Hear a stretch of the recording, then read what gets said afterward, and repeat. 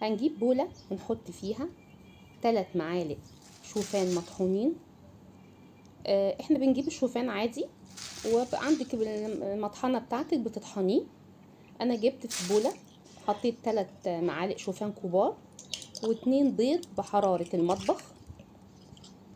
بعد كده هحط عليهم رشة ملح ورشة فلفل زي ما انتوا شايفين كده، ملح وفلفل دوت. لو جعانه قوي بالليل وعايزه حاجه تشبعك، عملنا الوصفه ديت، او فطار يقفل معاكي من الصبح يعني. هنرب البيضتين مع الشوفان والملح والفلفل حلو كده كويس لغايه ما تشوفوا القوام امتزج كله مع بعضه.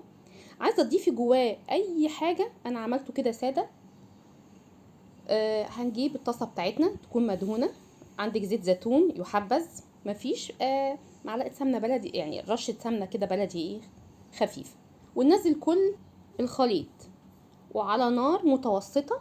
اول ما تحسي ان هو شمع شويه او ابتدى يبان كده زي فقاقيع صغيره، ببتدي احط الحشوه اللي انا عايزاه.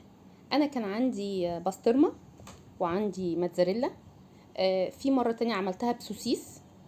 ممكن تقلبي كل الخلطه على بعضها، بس انا حبيت ان هو يكون ساندويتش عشان لو عايزه تاخديه معاكي وانتي بره هيبقى سهل عليكي قوي.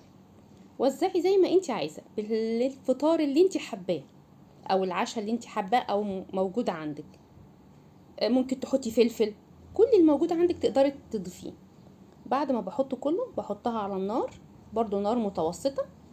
اول ما بحس انها ابتدت تفصل عن الصينيه او الطاسه هبتدي اقلبها. مش حابه تقلبيها ممكن تقفليها كده على طول، بس انا حبيت انها تكون شبه كريسبي شويه. بعد ما بنقلبها بنرجعها تاني على الطبق بتاعنا، طبق التقديم اهو. اقفلها عادي، بصي طريه جدا وناعمه. عايزه اقول لكم وجبه فعلا ممكن تبقي شبعانه منها وتقفل معاكي فتره يعني. انا حبيت اقطعها قدامكم، انا مش حاطه موتزاريلا كتير، انا بس تدي طعم يعني، مع كوبايه شاي كده. وجبه هتقفل معاكي بجد. اولا وجبه غنيه، الشوفان من الحبوب المفيده لينا ومشبعه.